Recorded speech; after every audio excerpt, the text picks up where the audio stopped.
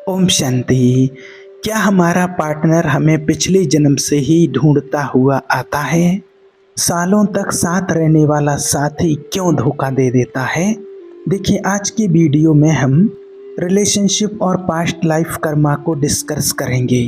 सबसे पहला तो लोगों का बहुत सारा ये सवाल रहता है, क्या मैरिज पहले से तय रहती है सबके लिए, या फिर हम अपनी फ्री विल से उस पार्टनर को भी चेंज कर सकते हैं जो पहले से लिखा हुआ है?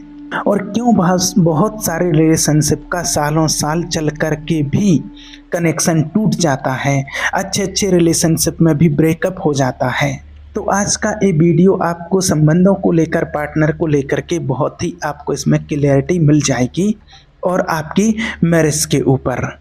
मैंने देखिए पहले एक वीडियो बनाया था कि हमारी शादी उसी से होती है जो हमारे लिए लिखा गया हो, जो हमारे भाग्य में होता है वही हमें मिलता है। लेकिन अब यहाँ क्या है, बहुत सारे लोग ऐसे हैं जो यहाँ पर मल्टीपल रिलेशनशिप में आकर कहीं ना कहीं उसी पार्टनर को डिले करते हैं और उस प्रोसेस को, उस डिवाइन टाइमिंग को। तो यहाँ दो बातें हो जाती हैं, एक तो वो जो हमारे लिए पहले से तैयार है और दूसरा रोमांटिक आजकल जो दुनिया में चल रहा है टेम्परेरी। तो सबसे पहले तो जो पहला सवाल रहता है लोगों का कि शादी जिससे होनी है वो पहले से तय होता है? क्या वो पार्टनर पहले से तय होता है? क्या वही पार्टनर मिलता है जो हमारे भाग्य में होता है, या फिर हम हमारी फ्री विल से उसको भी हम बदल सकते हैं जो पहले से तय है, चेंज कर सकते हैं? तो देखिए, यहाँ सबसे पहली बात आपको बता दें कि लाइफ पार्टनर तो ठीक है, लेकिन उसके पहले हम जन्म कहाँ लेंगे, आपके पिता कौन होंगे, माता, भाई, बहन, इसके अलावा आपसे मिलने वाले जो भी दोस्त हैं या आप और हम जो भी मिले हैं, ये सब कुछ पहले से तय होता है। आप इस बात को विश्वास कीजिए। तो ये सब कुछ जो पहले से तय होता है वो कैसे तय होता है इसको जान लीजिए। क्या भगवान ऊपर बैठ कर के पहले से तय करते हैं कि इसको इससे मिला दो या उससे इसको मिला दो? एक कहीं ना कहीं कार्मिक बॉन्ड होता है कि हमने पहले किसी लाइफ में एनर्जी एक्सचेंज की थी। हाँ, हमने, जैसे क्या होता है कि देखिए, आपने किसी के साथ कैसा व्यवहार किया, आपने उसको क्या फील करवाया, अब वो सेम चीज़ आपको फील करवाएगा कहीं ना कहीं। जब तक नहीं कर पाएगा तब तक उसको चैन नहीं पड़ेगा, वो कर्म सेटल नहीं होगा, तो वो कहीं ना कहीं किसी ना किसी तरीके से आपके जीवन में आएगा। अब जैसा आपने कर्म किया, जैसा आपने लोगों को महसूस करवाया, तो अब क्या होता है कि मान लीजिए जैसे आपने कार्मिक रिलेशनशिप, एक कार्मिक बॉन्ड होता है हमारा, तो उस हिसाब से हमको कैसे पिता मिलने हैं, हमारे पिताजी कौन होंगे, मम्मी कौन होंगे। ऐसा होता है कि जैसे आपने देखा होगा कई लोगों के पिताजी बहुत अच्छे होते हैं और कईयों के पिताजी ही खराब होते हैं। तो पास्ट लाइफ में आपने किसी व्यक्ति के साथ में जो भी व्यवहार किया है, तो अब वो व्यक्ति कुछ भी बन करके आपके जीवन में आ जाएगा, क्योंकि आत्मा तो वही होती है, बस जेंडर चेंज होता रहता है, कभी मेल कभी फीमेल, कभी कुछ भी।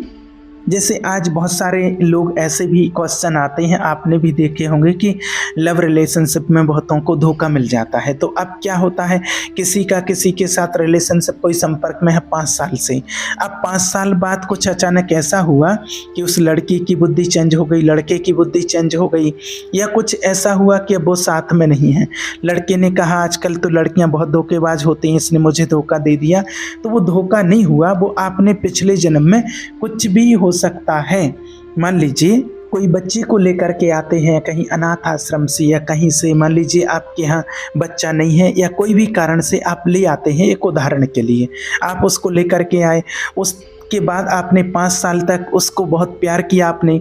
अब फिर क्या हुआ कि वो बच्चा अच्छा नहीं लगता है, कोई प्रॉब्लम हो गई है, या फिर उसको कोई माना किसी भी प्रकार वो बीमार पड़ जाता है, कोई प्रॉब्लम हो जाती है, कुछ भी हो जाता है, और फिर क्या करते हैं, जब वो आपको अच्छा नहीं लगता है तो उसी बच्चे को ले जा करके आप अंधेरे में कहीं सड़क पर छोड़ करके आ जाते हैं।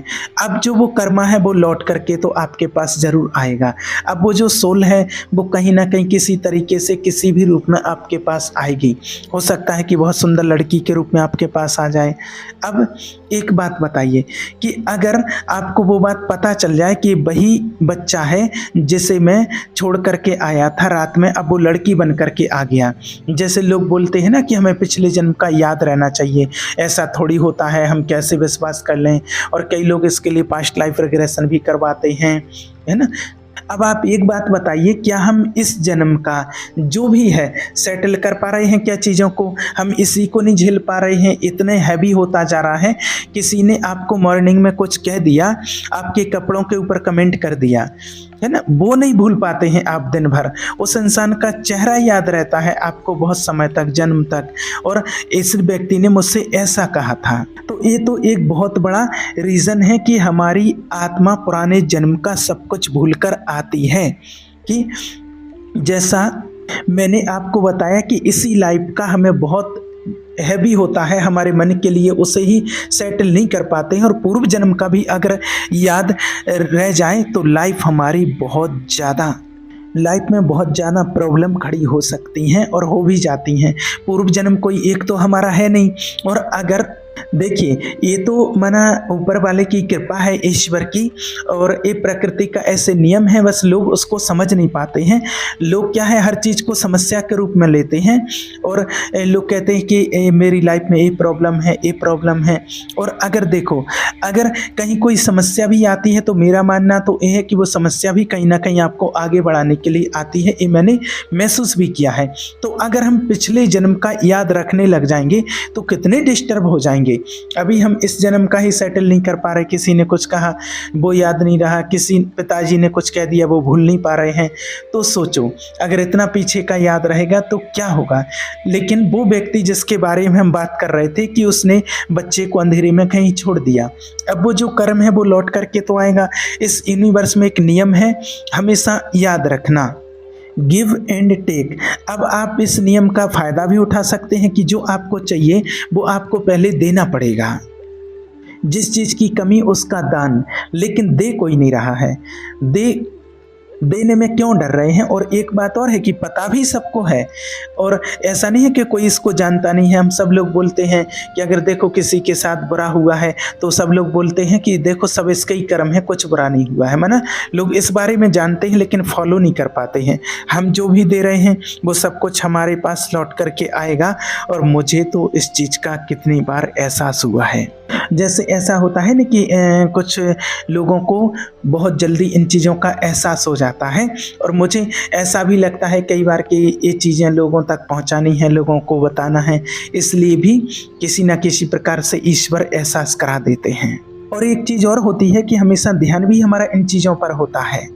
और जो व्यक्ति इन चीज़ों में होते हैं, जैसे ईश्वर में विश्वास रखना, यूनिवर्स पर, लॉ ऑफ अट्रैक्शन, मैनिफेस्टेशन, है ना, एक कैसे हुआ, एक क्यों हुआ, तो ऐसी जब चीज़ों में रहते हैं तो ऐसी चीज़ें कई बार हो जाती हैं हमारे साथ कि हमें बहुत जल्दी उस चीज़ का माना महसूसता हो जाती है, रियलाइज हो जाता है। और जिन चीज़ों पर हमारा ध्यान होता है तो वो कहीं ना कहीं दिखता है। और ऐसी कई सारी चीज़ें होती हैं जो ये एहसास कराती हैं कि कुछ तो है ऐसा। और एक चीज़ और आपको बता दें, जैसे लोग कहते हैं कि रिलेशनशिप में कहीं भी जा रहे, कुछ भी हो रहा है, इसके लिए मैंने एक पहले वीडियो बनाया था कि आप किसी से मिलते नहीं हैं, आपको मिलवाया जाता है। तो उनको ऐसा लगता है कि लोगों को लगता है कि मैं किसी से भी जाके मिल रहा हूँ मतलब यूनिवर्स मिलवा रहा है। नहीं, देखिए यूनिवर्स तो ऐसे मिलवाएगा कि आप घर बैठे हैं और दरवाज़ा खुलेगा और वो व्यक्ति जिससे आपकी शादी होनी है वो सामने से आएगा। इसमें आपको कोई मेहनत नहीं करना है। मेहनत कहाँ करनी पड़ती है, देखिए मेहनत करनी है आपको सही कर्म करने में, जिसमें लोग मेहनत नहीं कर रहे हैं। और ये जो पार्टनर वाली बात हो गई, इसमें कोई मेहनत नहीं है, ये तो आप पहले से ही कांटेक्ट करके आए हैं, सोल कांटेक्ट। यानी कि हर किसी का जो पार्टनर है वो पहले से ही तय होता है और उसको आप चेंज नहीं करते हैं, और आप फ्री विल से उसको चेंज नहीं कर सकते हैं। और चेंज करने की ज़रूरत ही क्या है, क्यों चेंज करना है। तो ये जो लोग आपसे मिलते हैं, कई बार ऐसा होता है कि आप किसी व्यक्ति के साथ में कि ये बहुत बढ़िया है, तो वो ही सोल कॉन्टैक्ट है। वो भी पिछले जन्म का कुछ ना कुछ लेना या देना, या तो वो लेने आता है या देने आता है। अगर आज किसी के पिताजी बहुत अच्छे हैं तो इसका सोल कॉन्टैक्ट है, उसने कुछ दिया होगा किसी को तो वापस देने आए। हमारे जीवन में दो तरीके से लोग आते हैं, एक वो जो आपको धोखा देंगे, आपको परेशान करेंगे, और एक वो जो आपको खुश करेंगे, आपको आगे बढ़ाएंगे।